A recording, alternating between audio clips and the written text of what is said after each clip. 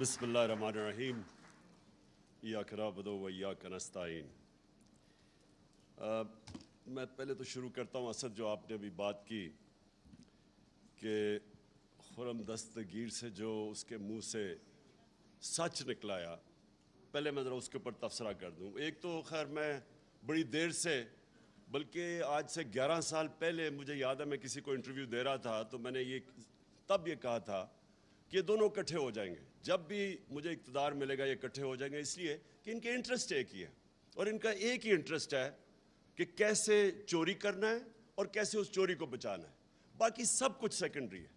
تو وہ تو اس نے کہہ دیا اپنے منہ سے کہ یہ جو کیسز ہیں 100 ججز آ جانے تھے اور کیسز تھے۔ عدلیہ آزاد ہے پاکستان میں، تو اگر ججز بھی آ جانے تھے، یہاں تو آزاد عدلیہ ہے، تو کس چیز کا آپ کو ڈر ہے؟ میں عدلیہ کے اندر کھڑا ہوا 10 مہینے، انہوں نے مجھے فلیٹس کے اوپر، لنڈن کے فلیٹ کے اوپر انہوں نے مجھے ایک ایک چیز گرل کی۔ میں تو کوئی ملک سے باہر نہیں گیا، اسی عدلیہ نے مجھے انصاف دیا، نون لیگ کی گورنمنٹ تھی، تو یہ کس چیز سے ڈر رہے ہیں؟ تو اس لیے ان کی صرف اور صرف ایک کوشش ہوتی ہے کہ پہلے چوری کرو، پھر ساری کوشش کرو اس چوری کو بچانے کے لیے، اور جب تک ان کو خوف ہو کہ این آر او نہیں ہے تو ملک سے باہر چلے جاؤ، اور پھر جیسے ہی این آر او ملے واپس آ جاؤ، پھر سے چوری شروع کرو۔ تو وہ تو خیر خرم دستگیر نے بات کر دی، لیکن جو دوسری بات اس نے کی کہ جی آرمی چیف عمران خان اپنا رکھوانا چاہتا تھا، وہ یہ کہہ گیا نا، اور آرمی چیف رکھوا کے تو اس نے کہا پھر تو ہمارا یہ 15 سال تک رہ جائے گا اور یہ ہٹایا ہی نہیں جا سکے گا، کیونکہ پھر احتساب بھی ہو جائے گا ہمارا۔ اس کے اندر بھی بڑی ہمیں غور کرنا چاہیے کہ کیا اس کا مطلب یہ ہے کہ کوئی اور آرمی چیف آئے گا تو ان کا احتساب رک جائے گا؟ اس کا یہ بھی مطلب ہے کہ کیا اپنا آرمی چیف چاہیے تاکہ وہ ان کی مدد کرے؟ یعنی وہ جو بات کہہ گیا ہے اس کے اندر ذرا ہمیں غور کرنا چاہیے۔ پہلی چیز تو اس نے کہا کہ عمران خان اپنا آرمی چیف رکھوائے گا۔ میں آج آپ سب کے سامنے ایک چیز واضح کرنا چاہتا ہوں، میں نے کسی صورت، کسی وقت، اللہ کے سامنے میں حاضر ہو کے یہ بات کرتا ہوں، میں نے کبھی نہیں سوچا تھا کہ نومبر میں کس کو آرمی چیف بنانا ہے۔ وہ سمپلی یہ ہے کہ یہ ایشو تھا ہی نہیں۔ میرے ذہن میں تو یہ تھا کہ جب ٹائم آئے گا میرٹ کے اوپر جو سب سے بہتر ہوگا اس کو میں بنا دوں گا۔ ساری زندگی جو مجھے جانتا ہے کرکٹ میں، جب سے 10 سال کرکٹ کیپٹن رہا ہوں، میں نے کبھی اپنی زندگی میں میرٹ کو وائلیٹ نہیں کیا۔ میں نے 10 سال کرکٹ کیپٹن ہے، مجھے کوئی آج کہہ دے کہ اس نے کوئی اپنا رشتہ دار کوئی دوستی میں کچھ کھلایا ہو، میں شوکت خانم کے اندر میں آج چیلنج کرتا ہوں کہ ایک آدمی بتائے کہ شوکت خانم میں میرٹ کے علاوہ کسی کو ہائر کیا، میں نے کسی کی سفارش کی ہو۔ شوکت ترین میرے ساتھ بورڈ آف گورنرز میں پتہ نہیں کتنے 10 سال تھے، ایک آدمی بتائیں کہ ہم نے میرٹ وائلیٹ کی ہو۔ اس لیے اللہ کا شکر ہے کامیاب ہاسپٹل ہے، اس لیے وہ چل رہا ہے، اس لیے دنیا کی، پاکستان کی سب سے لیڈنگ انسٹیٹیوشن ہے، انٹرنیشنلی ریکگنائزڈ ہے، کیونکہ وہ میرٹوکریسی ہے اس میں۔ نوبل یونیورسٹی میں ایک آدمی بتایا میں نے کسی کو ہائر کیا کہ غلط، آؤٹ آف میرٹ۔ میں نے اپنی جب گورنمنٹ میں ہوں، کوئی مجھے بتایا کہ میں نے اپنے رشتہ دار دوستوں کو ہائر کیا ہو، اپنی ان کو پوزیشنز دی ہو۔ یہ میں اس لیے میرٹ کی بات کرتا ہوں، مجھے خوف خدا ہے۔ جب آپ میرٹ وائلیٹ کرتے ہیں آپ کسی کا حق مارتے ہیں، اللہ کی برکت چلی جاتی ہے، یہ میرا ایمان ہے۔ اور اس لیے میں نے کبھی نہیں سوچا تھا کہ میں کوئی اپنا آرمی چیف لے کے آؤں گا۔ یہ کیوں نواز شریف کو پرابلم تھا آرمی چیف کا؟ کیونکہ نواز شریف کے چوری کا پیسہ اس کا اتنا زیادہ تھا کہ وہ چاہتا تھا فوج کو کنٹرول کرنا۔ اس نے باقی سارے ادارے تو کنٹرول کر چکا تھا، سارے ادارے جو اب آپ تماشا دیکھ رہے ہیں، اداروں کا تو قتل عام ہو رہا ہے آج۔ ایف آئی اے تباہ، نیب تباہ، جو بھی ادارے ہیں آج آپ دیکھ لیں کہ یہ صرف کنٹرول کر سب کے اوپر اپنے لوگ بٹھا دیے۔ تو میں نے تو یہ کبھی نہیں سوچا تھا کہ مجھے ضرورت ہے اپنی آرمی چیف کی۔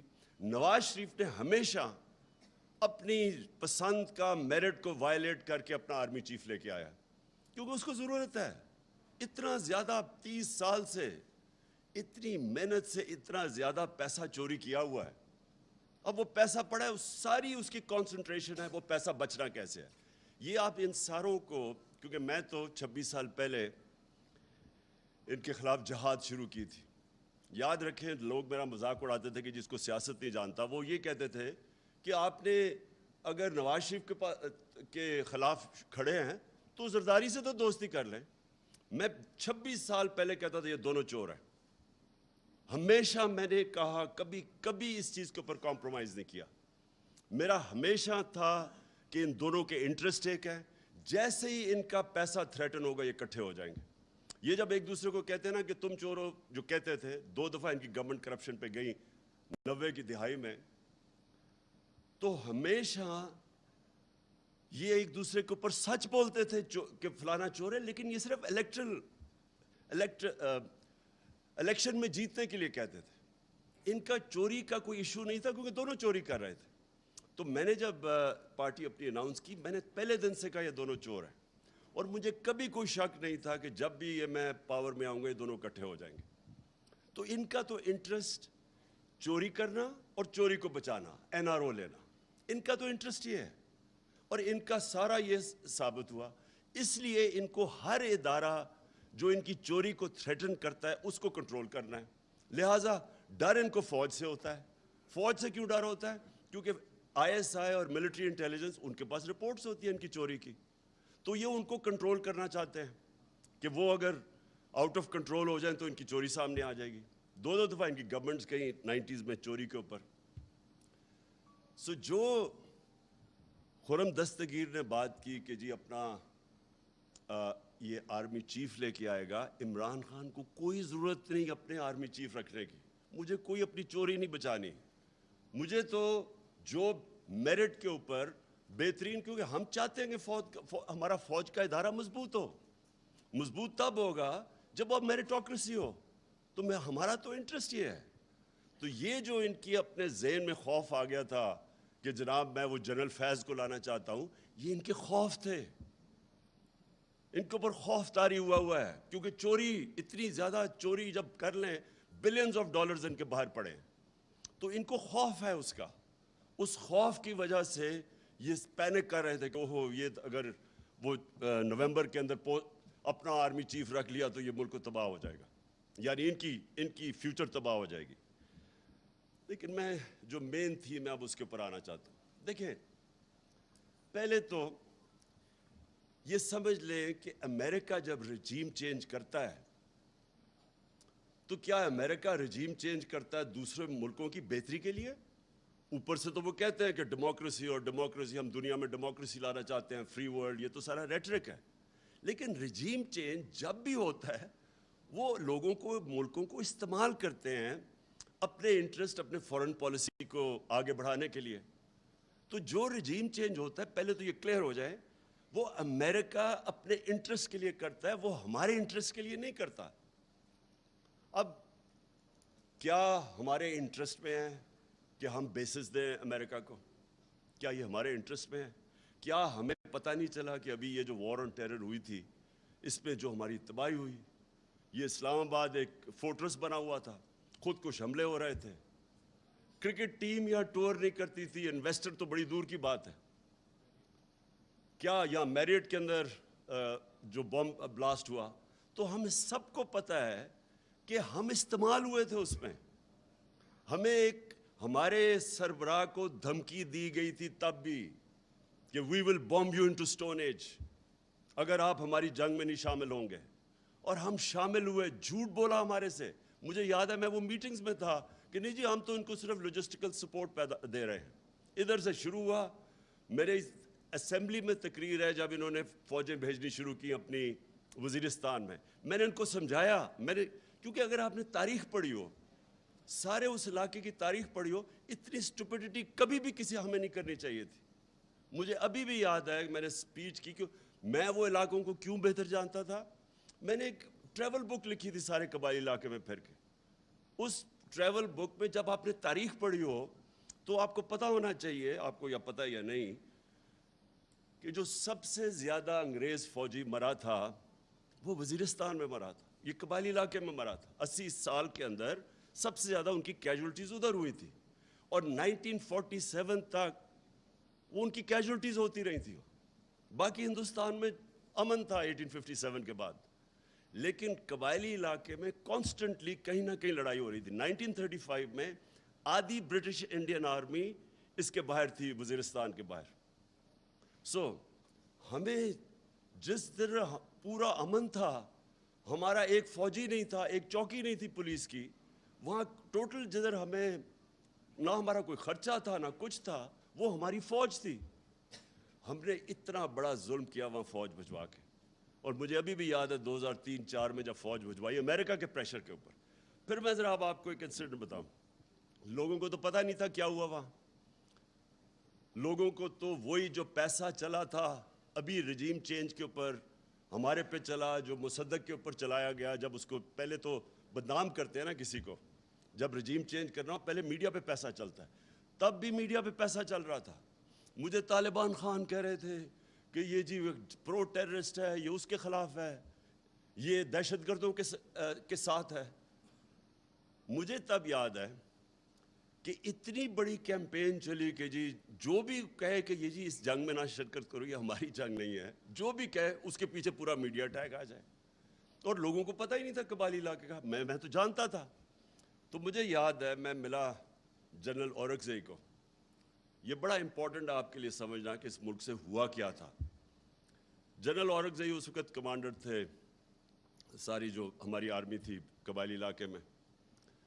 تو وہ کہتے کہ ہم نے ایک اکارڈ سائن کیا 2006 میں کے قریب، ایک وزیرستان اکارڈ کیا۔ تو کہتا ہے امریکنز کا ایک بڑا ہائی لیول ڈیلیگیشن آیا ہمارے ساتھ پوچھنے، ہمارے سے بات چیت کرنے کے لیے، ریگولر ملاقات ہوتی تھی، ہم ان کے ایلائے تھے۔ وہ اور بات ہے کہ ہم ان کے ایلائے تھے، وہ ہمارے اوپر ہی بمباری کر رہے تھے۔ تو وہ جب بات کر رہے تو یہ ایکسپلین کر رہے تھے ان کو کہ ہم نے کیوں ان سے یہ پیس اکارڈ کیا ہے۔ انہوں نے بتایا کہ ہماری کیجولٹیز بہت زیادہ ہو رہی تھیں، ہم پاکستان کی فوج کی کیجولٹیز ہو رہی تھیں۔ تو وہ ایک کہتا ان کا جو ایک سینئر آدمی وہ چپ کر کے سنتا رہا۔ جب ہم نے اس کو ایکسپلین کر دیا کہ جی ہمارے یہ مسئلے تھے اس لیے ہم نے وزیرستان اکارڈ سائن کیا ہے، تو وہ کہتا وہ سینئر جو ان کا آفیشل تھا وہ کہتا یہ ذرا سنیں، we are paying you to fight not to have peace accords. حکم دیا اور انہوں نے اکارڈ توڑوایا، ڈرون اٹیک کر کے توڑوایا اکارڈ۔ تو ہم مر رہے تھے یہاں، ہم یعنی کوئی پاکستانی ادھر بھی مر رہا ہے ادھر بھی مر رہا ہے، ہمارے اوپر ڈرون اٹیکس ہو رہے تھے۔ مجھے آج بتائیں کہ ایک جگہ کبھی کسی نے اپریشیٹ کیا ہے کہ جس ملک نے ان کے ساتھ وار آن ٹیرر کے اندر سب سے زیادہ قربانیاں دیں، ایک جگہ اپریسیشن ہوئی ہے؟ وہ اس لیے نہیں ہوئی کہ ہم نے اپنے آپ کو استعمال ہونے دیا۔ تو میں جب یہ کہہ رہا تھا کہ یہ بیسز کے اوپر ایبسلیوٹلی ناٹ، وہ اس لیے کہ میرے ملک کا انٹرسٹ ہے، ہم کیوں کسی کی جنگ میں شامل ہوں؟ ہم اگر افغانستان کے اندر اب طالبان کی گورنمنٹ ہے، ہمیں کیا ضرورت ہے کہ ان کو یہاں سے کوئی ادھر اٹیک جائے یا وہ کچھ کرے، اور ہمیں کیا ضرورت پڑی ہوئی ہے کہ ہم ویسی کمبیٹنٹ بن جائیں؟ آپ جتنے مرضی کہیں کہ نہیں جی ہم صفائیاں پیش کریں، لیکن جیسے ہی آپ کی زمین استعمال ہوگی آپ آٹومیٹکلی ان کے ساتھ ان کے شامل ہو جائیں گے ان کی جنگ میں۔ اس لیے یہ ہمارا انٹرسٹ ہے۔ دیکھیں میں کبھی اپنے آپ کو اینٹی امریکن نہیں سمجھتا، ہماری بڑی زبردست پاکستانی امریکن کمیونٹی ہے جو سب سے امیر پاکستانی ڈائسپرا ہے، ہمیں تو کبھی ان سے تعلقات خراب نہیں کرنے چاہیے۔ ہمارے جو امریکہ سپر پاور ایکسپورٹس ہماری سب سے زیادہ امریکہ ہے، ہمیں کسی صورت تعلقات نہیں خراب کرنے چاہیے، لیکن کیا ہمیں اپنے آپ کو اس طرح ٹیشو پیپر کی طرح استعمال ہونا چاہیے؟ اب ان کا ایجنڈا کیا ہے؟ ان کا ایجنڈا بڑا سیدھا ہے، اسرائیل کو ریکگنائز کرو، ہندوستان کو ایکسیپٹ کرو کہ یہاں لوکل تھانے دار ہے ہمارا، ان کو اپنی کشمیر کو بھول جاؤ، کیونکہ وہ چاہتے ہیں کہ ہندوستان تکڑا ہو اور تاکہ وہ چائنا کو فیس کرے، تو ہمیں وہ چاہتے ہیں کہ ہم بڑے آرام سے جو ہندوستان کا ہے اس کو سلوٹ کرو۔ اب کوشچن یہ ہے کہ کیا یہ پاکستان کا انٹرسٹ ہے؟ جس وقت آپ اسرائیل کو ریکگنائز کرتے ہیں، آپ یاد رکھیں کہ آپ کا جو جتنا کشمیر کا موقف ہے اسی دن زیرو ہو جاتا ہے۔ جب آپ اس کو ریکگنائز اگر آپ ایکسیپٹ کر جاتے ہیں کہ پیلسٹینین جب ریکگنائز کرتے ہیں تو آپ ایکسیپٹ کر جاتے ہیں کہ پیلسٹینین کا کوئی کوئی رائٹ نہیں رہا تو اس کا مطلب کشمیریوں کا بھی کوئی رائٹ نہیں رہا. تو آپ وہ کشمیریوں کی جو 1 لاکھ سے اوپر انہوں نے قربانیاں دی ہیں پچھلے 30 سال سے, اس ساروں کے اوپر ان کی قبر کھود دیتے ہیں. جو کشمیری آج دیکھ رہے ہیں کہ واحد پاکستان کھڑا ہے ان کے ساتھ جو بولتا ہے, جس وقت ان کو یہ پتا چلا کہ پاکستان نے ریکگنائز کر دیا اور انڈیا سے تعلقات ٹھیک کر دیے, کشمیر ایشو ختم ہو گیا. اور وہ ختم ہو گیا تھا پہلی دفعہ جب یہ اٹھا ہے یو این سیکیورٹی کاؤنسل میں, انٹرنیشنل فورمز, وہ ہمارے دور میں اٹھا ہے. اس سے پہلے تو یہاں کوئی نام ہی نہیں لیتا تھا. نواز شریف جب ہندوستان گیا, اس نے تو حریت کانفرنس کے ممبرز کو ہی نہیں ملا یہ کہ نریندر مودی نہ ناراض ہو جائے. ہم انڈیا کے خلاف, ہم چاہتے ہیں کہ انڈیا سے اچھے تعلقات ہو, کوشش بھی کی, لیکن آپ کدھر لائن ڈرا کریں گے کہ کدھر ایک ملک کا نظریہ آئے گا, کدھر آپ کا موقف آئے گا کہ جس کے اوپر آپ ایک پاکستان بڑے خواب کا نام تھا. تو جب آپ کے کچھ اصول ہی ختم ہو گئے کہ اچھا یہ جو حسین حقانی اور یہ نجم سیٹھی ٹائپس ہیں, یہ کیا چاہتے ہیں؟ یہ چاہتے ہیں آرام سے غلامی کرو, امریکہ کی جو وہ کہتا ہے مانو, تو وہ تھوڑے سے ڈالرز بھیج دیں گے. میرا اگلا کوشچن یہ کہ کیا اس سے پاکستان پیر پہ کھڑا ہو جائے گا؟ کیا اور تھوڑے اور ڈالر مل جائیں گے؟ کیا یہ ملک سروائیو کر جائے گا؟ کیا یہ ملک اپنی سارے پرنسپل سٹینڈز ختم کر کے, اپنا نظریہ ختم کر کے, کیا یہ کوئی مجھے گارنٹی کر سکتا ہے کہ یہ ملک ترقی کر جائے گا؟ کیا یہ نہیں ہم کرتے آئے آج تک؟ سوائے وہ ذوالفقار علی بھٹو کے چند سالوں کے نکال دیں تو آج تک تو ہم غلامی کرتے آئے ہیں. جو وہاں سے حکم آتا تھا ہم مان جاتے تھے. اپنے ملک کے قانون توڑ کے, اپنی آئین کی خلاف ورزی کر کے ہم ان کو سروس کرتے رہے. یہاں سے وار آن ٹیرر میں سی آئی اے, ایف بی آئی یہاں پاکستانیوں کو اٹھا کے گوانٹانو میں لے جاتی تھی, کوئی پوچھنے والا نہیں تھا کسی کو, جو وہ چاہتے تھے. ریمنڈ ڈیوس کو انہوں نے دن دہاڑے, اس نے 2 لوگوں کو قتل کیا, 1 کو مارا, بیوی نے اس کی خودکشی کی. سارے پاکستانیوں کے سامنے اس کو اٹھا کے واپس کر دیا, اور ہمیں اس نے کہا کہ نہیں جی اس کو وہاں سزا ہوگی. کوئی اس کو سزا نہیں ہوئی. کوئی پاکستان کی, کوئی ہمارے قوانین, ہمارے لوگوں کے رائٹس, وہ جو 4 لوگ مرے تھے, کسی کو اس کی فکر نہیں تھی. اور کتنے اور کیسز ہیں, رمزی یوسف کا کیس ہے, ایمل کانسی کا کیس ہے. اپنے قوانین توڑ کے ہم نے امریکنوں کی خدمت کی ہے. کیا ہمیں کوئی فائدہ ہوا؟ کیا پاکستان اپنے پیر پہ کھڑا ہوا؟ کیا ہماری کوئی اکانومی اوپر گئی؟ کیا وار آن ٹیرر میں 80,000 لوگ مروا کے کیا انہوں نے کوئی اپریشیٹ کیا؟ کوئی بہت بڑی ایڈ دے دی؟ وہ $20 ارب ٹوٹل ایڈ دی انہوں نے, یا $150 ارب کا ملک کو نقصان ہو گیا. ہماری وہ حال تھا ایک وقت پہ کہ یہ ہیڈ لائنز تھی میرے خیال میں نیوز ویک یا ٹائمز ہے, the most dangerous place in the world. کس نے آگے انویسٹ کرنا ہے موسٹ ڈینجرس پلیس میں؟ ساری دنیا میں ہمارا نام لگے گی سب سے بڑے دنیا کے دہشت گرد پاکستان میں. تو ہمیں بجائے فائدہ ہونے کے نقصان ہی نقصان ہوتا رہا. تو اس لیے اگر ہم یہ کہہ رہے ہیں کہ ہم اب آپ کی جنگ میں شامل نہیں ہوں گے, ہم امن میں آپ کے ساتھ ہوں گے, تو یہ اینٹی امریکنزم نہیں ہے, یہ اپنے لوگوں کے انٹرسٹ پروٹیکٹ کرنے کے لیے.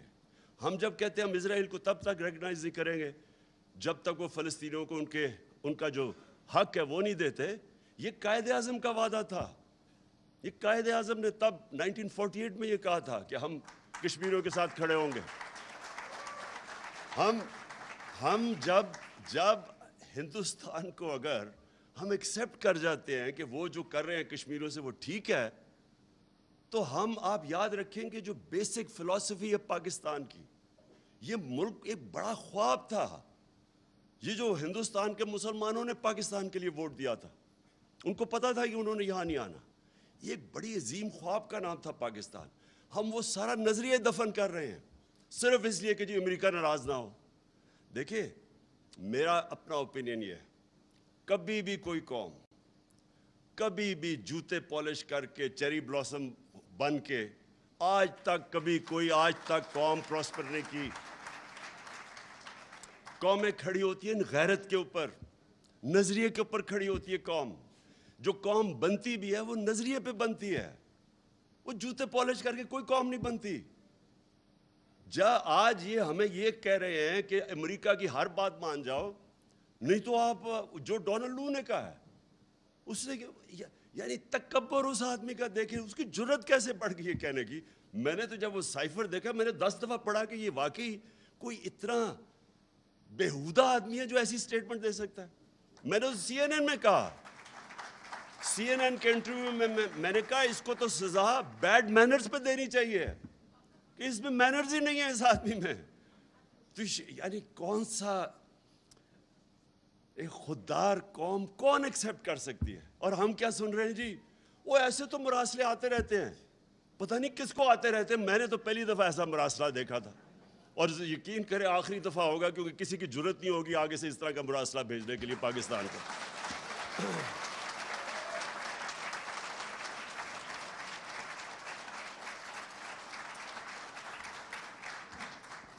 دیکھیں جی، ایک بس اب سنیں ذرا میری بات. دیکھیں یہ بڑا امپورٹنٹ ہے. اب ہم کھڑے کدھر ہیں؟ ہم ادھر ہیں. میں سمجھتا ہوں کہ یہ پاکستان کے لیے ایک وہ فیصلہ کن موڑ پہ آ گیا پاکستان، جدھر سارے لوگوں کو فیصلہ کرنا ہوگا یا انہوں نے ایک راستہ لینا ہے پاکستان کی ایک خودداری کا، اور ایک مشکل راستہ ہے پاکستان کی حقیقی آزادی کا، یا ان چور ڈاکوؤں کو جو اوپر ہم. اور میں دوسری چیز، یعنی میرے سب سے زیادہ مجھے توہین کدھر ہوئی ہے؟ مراسلے کی تو مجھے تکلیف ہوئی، لیکن جب میں نے یہ چور ڈاکوؤں کو دیکھا کہ ہمارے اوپر مسلط کر دیا ہے، مجھے اس سب سے زیادہ تکلیف اس پہ ہوئی کہ وہ کتنی حقارت سے ہمیں دیکھتے ہیں، کہ ان کو شرم بھی نہیں آتی کہ اس طرح کے لوگوں کو ہمارے اوپر بٹھا دیا. اپنے ملک کے اندر دیکھیں، میں مغربی سویلائزیشن کو سب سے بہتر جانتا ہوں. اپنے ملک کے اندر میں آپ کو لکھ کے دیتا ہوں کہ بیل کے اوپر کوئی ہو، ضمانت پہ کوئی ہو، اس کو کوئی نوکری لے کے دکھا دے. یہ ناممکن ہے کہ 60% کیبنٹ بیل کے اوپر ہو، اربوں روپے کے کرپشن کے کیسز ہوں، اور آپ ان کو ایک ملک کے اوپر بٹھا دیں. یعنی اس سے زیادہ ہماری توہین کیا ہوگی؟ یار یہ صرف یہی نہیں ہے کہ انہوں نے چوروں کو اوپر بٹھا دیا جو 30 سال سے چوری کر رہے تھے. اس سے زیادہ بڑی چیز ہے کہ انہوں نے ہمارے ملک کی اخلاقیات کو کتنا نیچا دیکھا ہوگا. یعنی وہ کیا سمجھتے ہوں گے کہ ہم کتنے گرے ہوئے لوگ ہیں کہ ہم چپ کر کے ان چوروں کو قبول کر لیں گے. اس سے زیادہ شرمناک چیز دیکھیں، میں نے دنیا دیکھی ہے، میں اس لیے کہہ رہا ہوں، میں نے دنیا کے اندر کسی خوددار ملک کے اندر اس طرح کی چیز کو تصور بھی نہیں کر سکتا. میں جب یہ دیکھ رہا تھا، جب مجھے یہ پتہ چلا اس سازش کا، اور سازش کا مجھے سال پہلے اندازہ ہو گیا تھا کہ گیم شروع ہوئی ہے، تو جب بھی میں سوچتا تھا نا، تو میں ہمیشہ سوچتا تھا کہ یہ سازش کیسے ہوگی؟ کیا شہباز شریف کو ملک کا کوئی پرائم منسٹر بنا دے گا؟ لوگ کہتے ہیں کہ دیکھیں یہ عمران صاحب آپ نے کیا کچھ نہیں، جب آپ کو پتا تھا سازش ہو رہی ہے کیوں نہیں کچھ کیا؟ میں یقین کرو، میں آنیسٹلی آپ کو ایک بات آج بتا رہا ہوں، میں تصور بھی نہیں کر سکتا کہ کوئی شہباز شریف کو ملک کا پرائم منسٹر بنا دے گا. میں نے ایک دن میں نے نیوٹرل سے بات کی،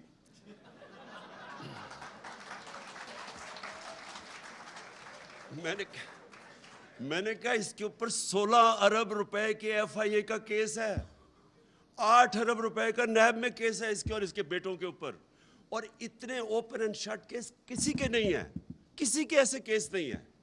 آپ حیران ہو جائیں گے کہ اتنا بلیک اینڈ وائٹ.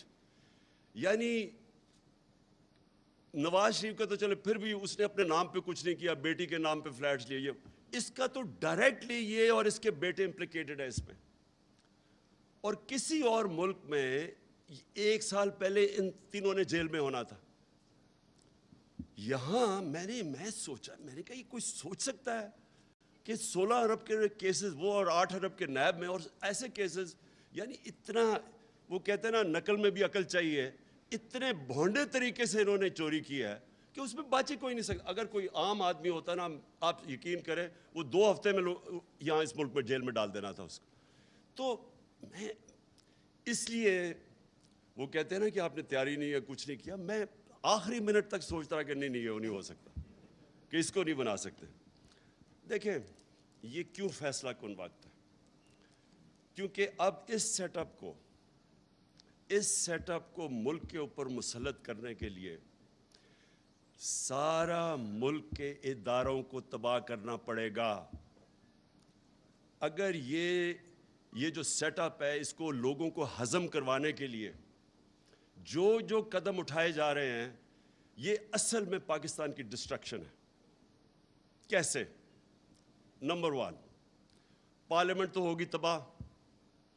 یہ اگر راجہ ریاض پارلیمنٹ کے اندر اپوزیشن لیڈر ہے، آپ سمجھ جائیں کہ اس پارلیمنٹ کی کیا اہمیت رہ گئی. ابھی یہ بجٹ پاس ہو رہا ہے نا، وہ راجہ ریاض اگر اس کو اپوز کرے، آپ سمجھ جائیں کہ پارلیمنٹ کی تو ختم ہو گئی. ادھر جو پنجاب کے اندر مذاق ہو رہا ہے، جو پنجاب میں مذاق ہو رہا ہے، یہ جمہوریت کی توہین ہے.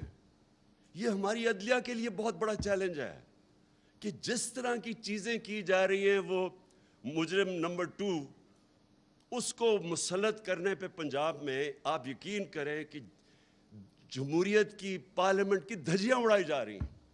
ایک وہ ایوان اقبال کے اندر پارلیمنٹ چل رہی ہے تو دوسری چل رہی ہے پارلیمنٹ ہاؤس میں. مذاق ہو رہا ہے. جو الیکشن کمیشن کر رہا ہے، جس طرح کا اس نے سمپل چیز تھی کہ جیسی وہ جو ریزرو سیٹس جاتی ہیں تو وہ ایک دم ریپلیس ہو جاتی ہیں.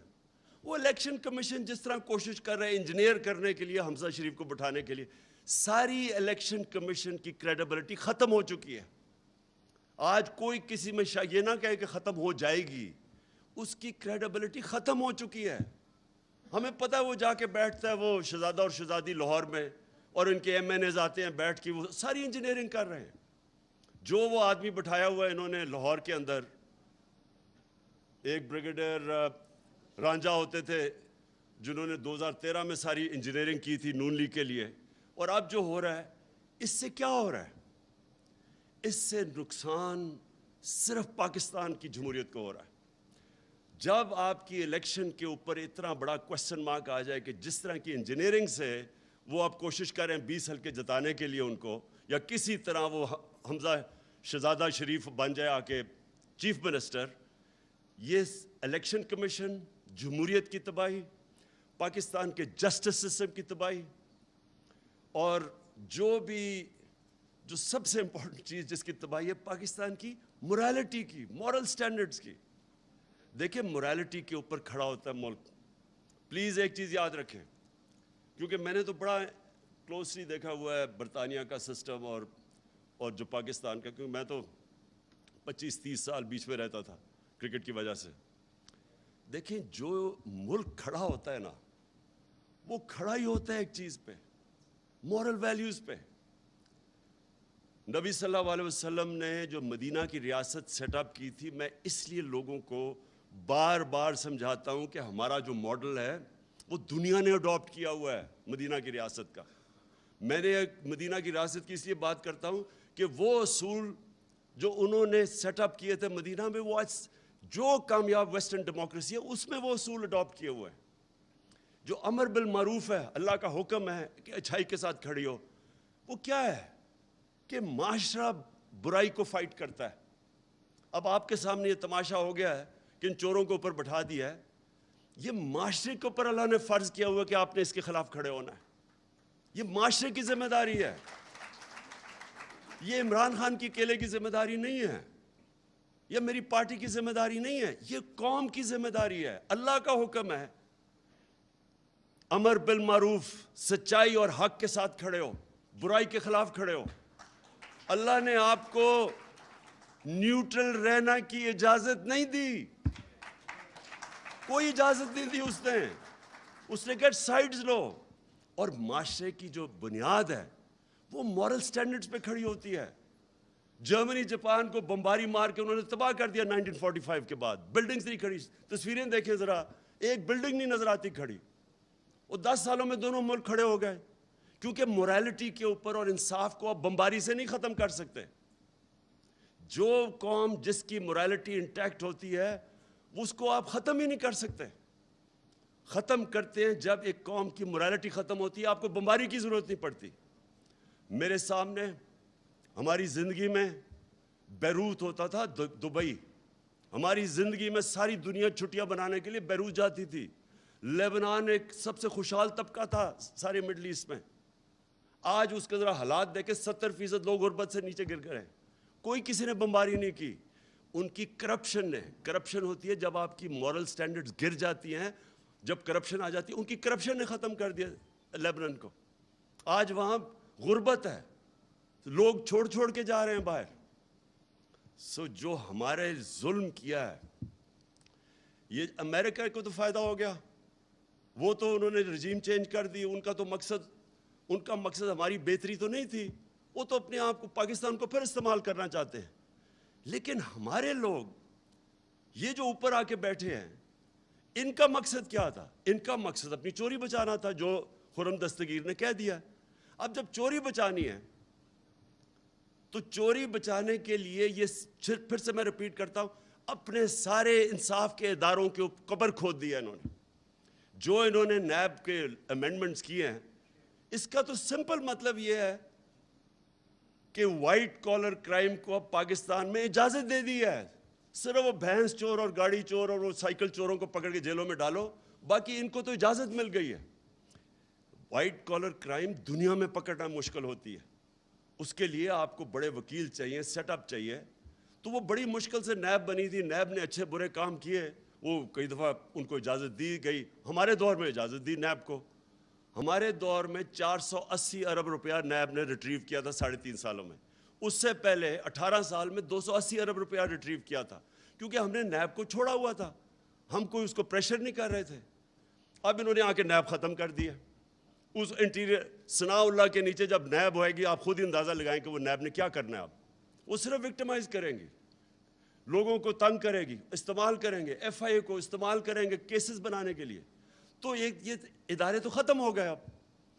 لیکن جو سب سے امپورٹنٹ چیز یہ، میں پھر سے ریپیٹ کرتا ہوں، انہوں نے اس ملک کی اخلاقیات کے اوپر جو ظلم کیا ہے، ان چوروں کو اوپر بٹھا کے، اور ان چوروں کو اپنی چوری بچانے کے لیے، اب این آر او لینے کے لیے، اب یہ جو کریں گے ملک کے ساتھ، میں آپ کو یقین دلاتا ہوں پاکستان کو کسی دشمن، بیرونی دشمن کی ضرورت نہیں ہے.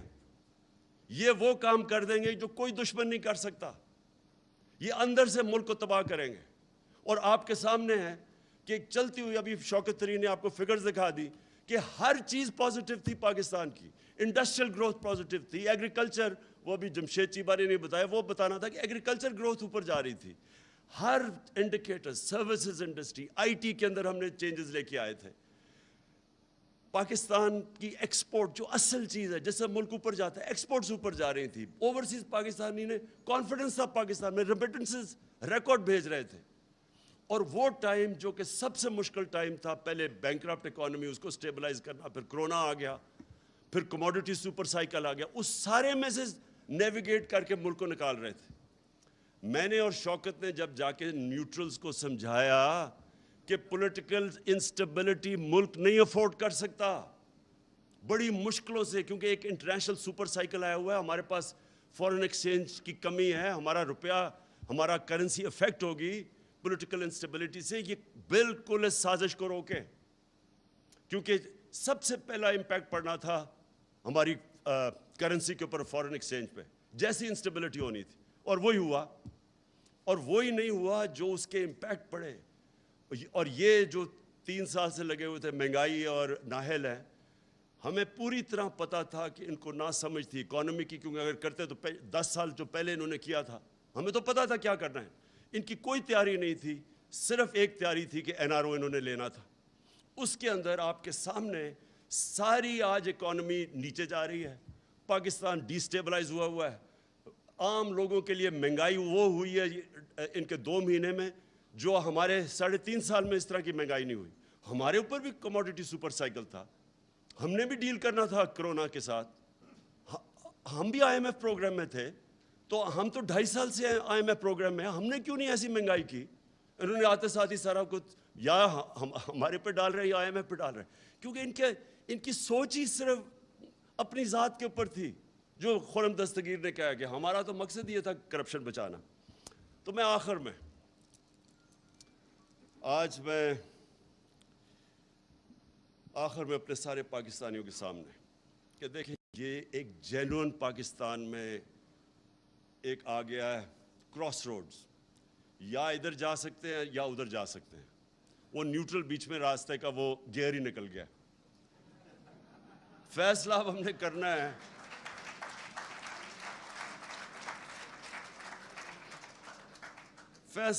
ہے کہ اب اس ملک کو یہ جس طرف لے کے جا رہے ہیں اس سے بچانا کیسے.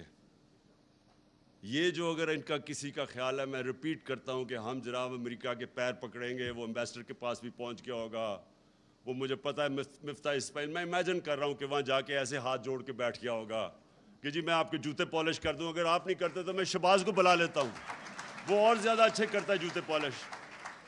اس سے کوئی فرق نہیں پڑنے لگا. امریکن مائنڈ کو سمجھے، ان کی بڑی سمپل فلسفی ہے، دیر از نو فری لنچ. ہر چیز کی قیمت ہے، اور وہ جو قیمت ہے وہ اگر پاکستان اگر وہ قیمت ہم ادا کرنے کے لیے تیار ہیں تو سارا نظریہ پاکستان کو دفن کرنا پڑے گا. بڑا عظیم اس کا نظریہ تھا، اور اس کا نعرہ تھا کہ پاکستان کا مطلب کیا، لا الہ الا اللہ. یہ بڑا عظیم نعرہ ہے، یہ خودداری کا نعرہ ہے، غیرت کا نعرہ ہے. یہ کبھی بھی یہ ایک چھوٹے سے آدمی کو بڑا آدمی بنا دیتا ہے. لا الہ الا اللہ، ایک عام آدمی لا الہ الا اللہ کے اوپر خودداری آ جاتی ہے، اس پہ غیرت آ جاتی ہے، رسپیکٹ کرتے ہیں لوگ اس کو. یہ جو آپ جھکتے ہیں، اور مجھے شرم آتی ہے کہ جس طرح انہوں نے ہمارا دنیا میں ذلیل کیا اب تک، جا کے جس طرح پرچیاں پکڑ کے اس کے اوباما کے سامنے بیٹھے ہوں، جس طرح پتہ نہیں وہ کوئی اس کا کوئی پتہ نہیں کیا ماسٹر ہے اس کا. اور دوسری طرح وہ اچھا اوباما تو دور کی بات ہے، یہ امریکن امبیسڈر کے سامنے آپ کو دیکھنا پڑے گا کیسے گرتے ہیں. تو یہ جب برٹش امبیسڈر کو کیک کھلایا جا رہا ہے اس کو کہ شاید وہ ہماری سفارش کر دے. یہ جو بے شرمی ہے، یہ لا الہ الا اللہ اس کو دور کرتا ہے. کوئی نہیں ہے خدا سوائے اللہ کے، کوئی کسی کے سامنے اللہ کا حکم ہے، تمہیں جھکنے کی ضرورت ہی نہیں ہے کیونکہ اللہ ہے. یہ دیکھیں، یہ اب ہم ریلائز نہیں کرتے. میں اتنی دیر سے جب بھی میں یہ کرکٹ بھی کھیلتا تھا مجھے بڑی تکلیف ہوتی تھی. کبھی میں یہ دیکھتا تھا جا کے ہمارے جو لیڈرز ہیں جس طرح یہ بے شرمی سے ان کے سامنے جھکے ہوئے ہوتے تھے. بالکل اس نے اسد نے صحیح بات کی.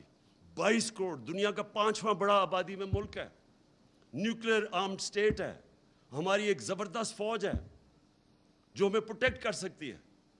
ہماری عوام جب موقع ملتا ہے، اوورسیز پاکستانی میں ایسا ٹیلنٹ بیٹھا ہوا ہے، ایکسل کرتے ہیں. لیکن جب لیڈر یہ شہباز شریف بن جائے اور یہ سارے چور اوپر بڑھ جائے، آپ ایک فیکٹری کے اوپر چوروں کو بٹھائے، فیکٹری آپ کی بند ہو جائے گی، ملک کیسے چل سکتا ہے؟ اس لیے قوم کو اپنے بیسکس کے پر جانا پڑے گا، ہمیں اس کو فائٹ کرنا پڑے گا. میں اس کو جہاد سمجھتا ہوں، حقیقی آزادی کی یہ جہاد ہے. اور اس کے لیے میری آج ساری قوم کو ہے کہ میں نے تو کسی صورت اس کو ایکسیپٹ نہیں کرنا. میں نے تو جو بھی ہو جائے میں نے ان چوروں کا مقابلہ کرنا ہے. میرا صرف آخری ایک سوال ہے اپنے نیوٹرل سے، صرف اس پہ میں ختم کر رہا ہوں اپنی تقریر، کہ اگر گھر کے اوپر ڈاکہ پڑے تو کیا چوکیدار نیوٹرل ہو سکتا ہے؟ Thank you.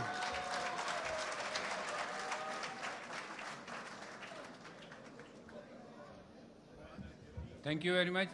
Ladies and gentlemen, tea is ready. Tea is ready on the right side, ji.